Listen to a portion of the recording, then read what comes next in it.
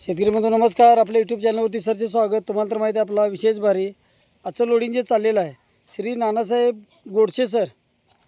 आता हे सरांनी आपल्याकडं जे नारळ Malaysian green डॉर्प cross pollination hybrid जात जी आहे, ज्याला आपण बुटकी लोटन म्हणतो, संकरित जात आहे.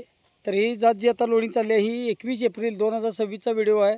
मलेशियन ग्रीन डॉर्प नारळ, मुक्काम पोस्ट नाझरा, तालुका सांगोला, जिल्हा सोलापूरसाठी मलेशियन ग्रीन डॉर्प नारळ ही केरळमधली क्रॉस पॉलिनेशन बुटकी जात आहे.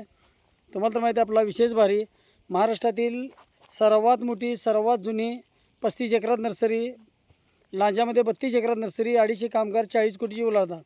आता हे जे लोडिंग चाललेलं आहे श्री नानासाहेब गोडसे सर, काल सरांनी बुकिंग केलेलं आहे. आज लोडिंग मी जे तुम्हाला व्हिडिओमध्ये सांगत असतो की हा लॉट संपल्यानंतर शेतकरी बंधू परत आपल्या रोपाची किंमत ही 425 रुपये होणार आहे.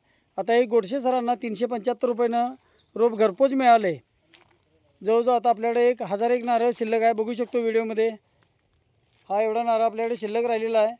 तर आता शारपड खारपड दलदलीक्त जमिनीमध्ये येणारं पीक, ज्यामध्ये आपल्याला एकदा लावल्यानंतर 50 वर्ष आयुष्यमान असणारी क्रॉस पॉलिनेशन केरळमधली, ज्याच्यामध्ये 400-450 मिली पाणी आणि खोबरंही जाड येतं, शाळेसाठी आणि खोबऱ्यासाठी चालणारी ही बुटकी जात आहे. तर शेतकरी बंधू मलेशियन ग्रीन डॉर्प ही केरळमधली क्रॉस पॉलिनेशन जात असल्यामुळं आपल्याला नारळ पाणी आणि खोबऱ्यासाठी चालणारी जात आहे. तर आता ही जी रोपं आहेत ही लोडिंग चाललेली आहेत. नाझरे मठ म्हणून आहे जो आपल्याला जुनोनीच्या पुढं, त्याचबरोबर ह्याच गाडीमध्ये श्री विजय मागाडे सर जे रिटायर मुख्याध्यापक आहेत, जवळमध्ये त्यांना मी 500 नारळ दिलेला आहे. तर त्यांचंही लोडिंग चाललेलं आहे. बघू शकतो आपण. हे नारळ जे सिलेक्शन करून बाहेर काढला ते सगळा भरा दे. बघा हे पट्टा पण भरा, या इकडं. तर शेतकरी बंधू गाडी भरताना स्वतः आपण असल्यामुळं जे रोप योग्य वाढतं ते रोप काढलं जातं बाजूला आणि लोडिंग केलं जातं. जी रोपं लहान आहेत त्याला खत पाणी घालून परत वाढवलं जातं. आता ही स्वतः मी सिलेक्शन करून बाहेर काढलेली रोपं आहेत. तर बघू शकतो आपण रोप जे आहे हे 1.5 वर्षाचं रोप आहे. रोप लावल्यापासून 2.5 ते 3 वर्षात फळधारणा चालू द्या.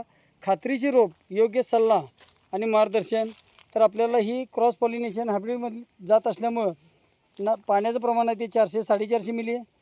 खोबरंही जाड येतं. अगदी सुकं खोबरं म्हटलं तर 3 नारळ फोडले तरी 1 किलो खोबरं निघतं. अशा प्रकारची ही नारळ साईज बघू शकतो आपण. मलेशियन ग्रीन डॉर्प केरळमधली क्रॉस पॉलिनेशन हायब्रिड संकरित जात. योग्य सल्ला, मार्गदर्शन, सर्व नियोजनासाठी दिलेल्या नंबरला संपर्क करायचा आहे. चॅनलला सबस्क्राईब करायचं आहे, लाईक करायचं आहे, शेअर करायचं आहे. शेतकरी बंधू नारळ शेती ही कुठल्याही जमिनीत येत असल्यामुळे एकदा लावल्यानंतर आपल्याला 50 वर्षापर्यंत आयुष्यमान आहे.